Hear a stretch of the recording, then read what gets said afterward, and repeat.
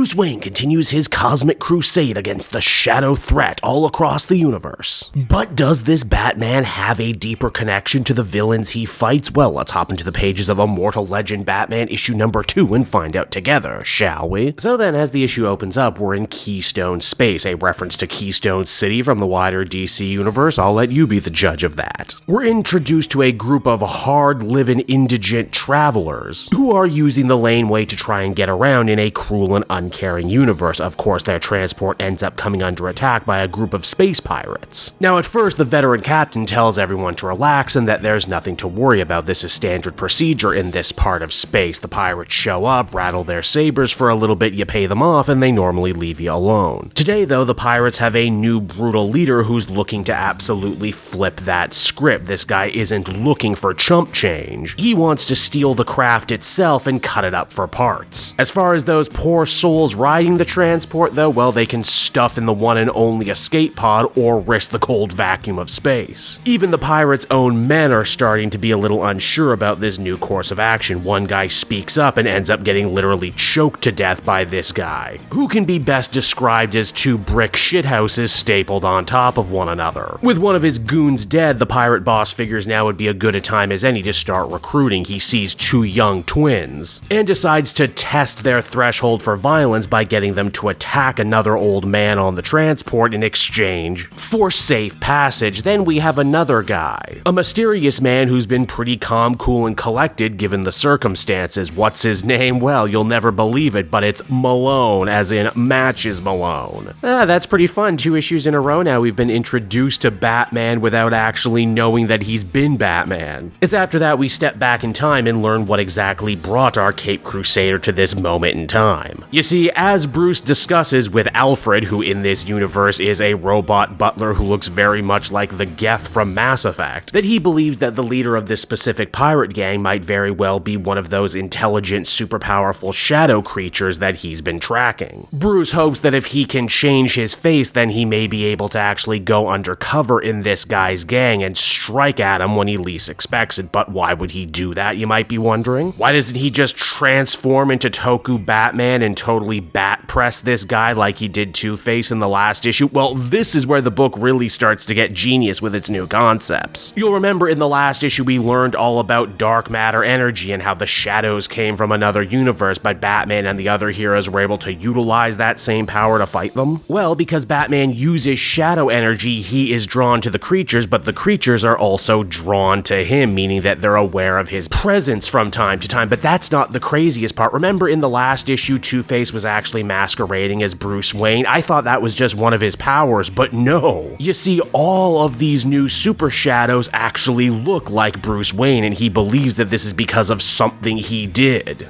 I didn't clock it right away with the pirate boss because he had a shaved head and a bunch of scars, but yeah, that is 100% Bruce Wayne. And I mean, how smart a twist is that? Plenty of writers have played with the idea that there are aspects that Batman has that also exist inside of his villains, but what if for this new universe, the villains were literally all darker aspects of Bruce himself? Two-Face probably represented his duality, living with two different identities that are starkly different, and here with the pirate boss, it's all about showcasing Batman's own violence and ferocity. Now, Malone ends up getting taken in by the pirates, but it's not a done deal. Just like joining any gang, if you want to join the crew, you gotta get jumped in first. Bruce fights valiantly as long as he can, but there are just a lot of very angry, very young pirates looking to make a name for themselves. Malone ends up getting hit so hard during the fight it knocks loose a memory of his early training. Apparently, Bruce spent his fortune to train with the very best, in this case, Lady Shiva, who is honestly not that different from mainline Lady Shiva. What was Shiva's curriculum, you might be wondering, as a martial arts master? Well, basically beat the ever-loving shit out of Bruce, and make him question why he even wanted to do this stuff in the first place. As Shiva explains, most people are never pushed to their breaking point, and as such live their whole lives never knowing what they're actually capable of. Of course, Bruce isn't most people. He was willing to dig deep, do the impossible, see the invisible, touch the untouchable, break the unbreakable, rah-rah, fight the power, etc., etc. And now that Batman has the power of God and anime on his side, he's able to get back up and put a hurting on the rest of the pirate crew. An admirable showing to be sure, but one that ends up giving away the game to the pirate boss that Malone isn't who he says. It's because of that the boss ends up taking his true form, the Bane of Man. Yeah, probably should have been a dead giveaway that this guy was Bane, as the rest of the pirate crew paint their face in a way that looks very familiar to Bane's main universe mask. Now that the bat is officially out of the bag, Malone sees no point in hiding his true identity. He gets the Alfred bot to send down his morpher so that he can become the Knight and transform. Now, how strong is Bane as an opponent? Well, he's physically imposing enough to actually catch a bat press kick out of mid-air, rendering it completely useless. Oh man, we're only 2 issues in and already we got villains who can stand up to the finishing move. The Bane of Man is clearly feeling himself in this fight right now, because when one of his own henchmen steps on in to try and assist, he ends up popping his head like a grape. Seeing as this is now the second mook who has met an untimely death at the hands of their own boss, Batman's next course of action is pretty obvious: turn the rest of the pirates against their captain. And I mean, the sales pitch isn't very hard. In fact, it's actually pretty thematic. Do you want violence to be the rest of your lives? Do you want to follow this jerk into infinity? He's killed 2 of you just since I've been here, and I've only been here since this afternoon. God only knows what retirement looks like around here. The pirates end up fighting back, lassoing the Bane of Man with the same lasers that they used to take spaceships apart. This gives Batman the ultimate opening he needs to try out a brand new attack, the Bat Shard. That proves to be enough to win the day, and the Dark Space Knight is even nice enough too to promise to not run in the other young pirates, assuming they get their acts together. Now that's where the main story ends, but believe it or not, we're actually treated to a fun little backup where we are once again reintroduced to Robin and Nightwing of this universe. They're doing a battle with a giant, much more monstrous, much more animalistic shadow. They led it away from a town filled with innocent people, but when the going gets tough and their backs are against the wall, Nightwing ends up showing off one hell of a new ability. Again, you'll remember in the first issue we learned that Nightwing, unlike Robin and Batman, doesn't actually have just one energy inside him. He has 2, light and shadow. Well, get this, when he's using shadow power, he's blue, but when he uses light power, he turns red. Which not only looks super awesome, but is also an amazing Easter egg if you know your Nightwing history. The very controversial New 52 red Nightwing suit was written primarily by who again? Oh yeah, Kyle Higgins. Who's writing this? Kyle Higgins. Who just managed to reclaim red Nightwing and make him cooler than he's ever been before. Oh yeah, that's right, Kyle friggin' Higgins. And so that was Batman Immortal Legend issue number 2, everybody. I'm happy to say I made the time to circle back to this one because this book continues to be a ton of fun. Not only that, it continues to be a breath of fresh air in my superhero reading. I assumed going in that this book was going to be, you know, a tribute piece to anime and Toku Sentai and Kaiju and all those great things we love. And while that is certainly true, this issue shows that there's actually a lot more going on under the hood as well. I love this idea that we never know who Bruce is going to be at the beginning of an issue, that he needs to use stealth and subterfuge and justify being Bruce Wayne before he actually does the big showy transformation. I'm also really in love with this new twist regarding the villains too. Yeah, we're getting cool monstrous versions of all the classic Batman foes, but also these foes just so happen to have stolen Bruce's face. That's a hell of a bold move and also a great way to start a mystery. What has Bruce done? What was so bad that he feels he needs to earn the right to be Batman again? I don't know, but you better believe I'm invested. Art continues to be absolutely top-notch as well, but you didn't need me to tell you that. The character designs are fun, striking, and intricate. The action and choreography is exciting and pulse-pounding. Overall, I would give this one another very well-deserved 8.5 out of 10, and can't wait to come back for issue 3 very soon.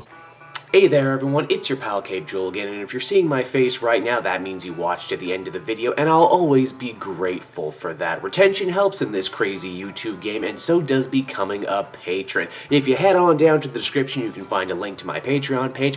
Recently just redid all the tiers, a lot of cool stuff offering up there, exclusive commentaries, exclusive polls, behind the scenes concept art for Capes and Quest. That's the brand new D&D show I've started soon. Never been a better time to become a patron. You can become a patron for as little as $1 a month and help the channel grow and, you know, help me continue to deliver content like what you just saw. So I want to thank you all, and I will see you again next time. Bye-bye.